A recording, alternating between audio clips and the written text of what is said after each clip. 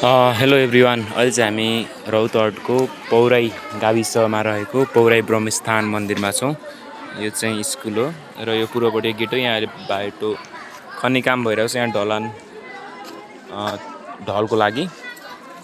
अहिले चाहिँ यो गेट बन्द गरेको भएर खनेको भएर अहिले त यो दक्षिणपट्टि गेटबाट मान्छेहरू आउँछन्। अनि त्यसपछि यो मन्दिर शिवको मूर्ति पुनर्निर्माण भएको छ। 2072 सालको भुइँचालोबाट क्षति भएर पुरै ढलेको थियो, अहिले फेरि स्थापना भएको छ र यस्तो हो।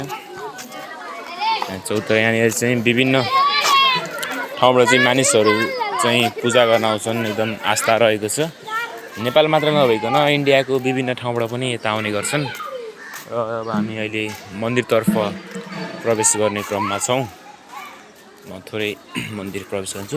मेरो घर चाहिँ यहीँ हो, पौराई गाउँ नै हो। त्यहाँ अगाडि 2 मिनट उता यो चाहिँ हामी पढेको स्कुल हो। सानो हुँदा अहिले 7-8 कक्षासम्म छ। यो चाहिँ मन्दिर हो, यस्तो रहेको छ। चाहिँ मन्दिर घन्टी हो, त्यसपछि यस्तो रहेको छ। चाहिँ मेन मन्दिर चाहिँ हो यस्तो। अनि यो चाहिँ दान पेटिका, यसै दानहरू चढाउने। सुन्नु नि, यो चाहिँ मन्दिर एरिया चाहिँ यत्रै हो। यहाँ थोरै म देखाउँछु। त्यहाँ चाहिँ अब के मन्नत मतलब मनको कुराहरू यता के भनेर यो यसमा चाहिँ धागोहरू बाँड्छन्, त्यो जनविश्वास रहेको छ। अनि यो चाहिँ थोरै खाली स्पेस छ। अनि जुन यो ढोका जस्तो छ नि, यहाँ चाहिँ पहिला बलिहरूको लागि चाहिँ बोका त्यहाँ लगेर काट्ने गरिन्थ्यो। अहिले पनि आयो भने त्यहीँ लगेर काट्छन्। अनि यस्तो स्पेस भयो। यो मेन मन्दिर भयो चाहिँ। अनि स्पेस चाहिँ यति नै हो मन्दिर। ल अब हामी मन्दिरबाट बाहिर निस्किँदैछौँ। मेन मन्दिर चाहिँ यो रहेको छ।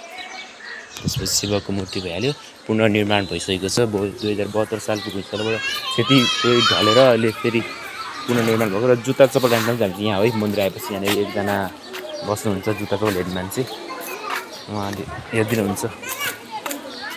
अनि होइन यहाँ गाडीहरू चाहिँ यो नयाँ गाडीहरूले पूजा गर्न ल्याएको हो। नयाँ गाडी यताउति चल्दैछ। एकदम यो पुरानो मन्दिर हो, पहिला धेरै वर्ष पुरानो। र यहाँनिर धर्मशाला पनि रहेको छ। जुन यो टाढा टाढा इन्डियाबाट मान्छे आउँछ, कहाँ मान्छे आउँछन्, उनीहरू चाहिँ मतलब नेपालकै धेरै कहाँ कुना कुनाबाट आएको मान्छे पनि यो घरमा चाहिँ बस्छन्। ठाउँ धेरै भएन भने बाहिरै ओछ्यान लाएर म्याट लाएर सुत्ने यताउति यस्तो व्यवस्था छ। भित्रको रुमहरू पनि छ। यो पहेँलो घर सबै धर्मशाला हो। अनि त्यसपछि पानी ट्याङ्की हो। अनि पानीको सुविधा छ। उता चाहिँ बोकाहरू काट्ने खाने अब त्यो निलो देखिएको छ नि उहाँ टोइलेट। त्यहाँ टोइलेट पनि छ, सार्वजनिक टोइलेट त्यहाँनिर, यहाँनिर अगाडि। अनि त्यसपछि यहाँनिर हाम्रो राधाकृष्णको मन्दिर छ। यहाँनिर बनाउने खाने गर्छन्। अनि हाम्रो यो चाहिँ राधाकृष्णको मन्दिर रहेको छ। त्यसपछि यहाँ अब हनुमानको मूर्ति देखाउन गइरहेको छु। यो चाहिँ हनुमानको मूर्ति हो। अनि हाम्रो पौराई गाउँमा चाहिँ पुरै पानी जाने चाहिँ ट्याङ्की चाहिँ यही हो। त्यसपछि अहिले चाहिँ यो दक्षिणपट्टिको गेट चाहिँ ओपन छ।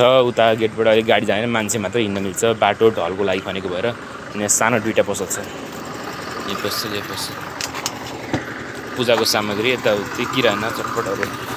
हस् त, यति भन्दै आजको भिडियो यहीँ समाप्त गर्दै भेट्नेछौँ अर्को भिडियोमा। सही हो गाइज। यता पूर्व, पश्चिम, दक्षिण, उत्तर, यो चाहिँ उत्तरी ढोका हो, प्रवेशद्वार।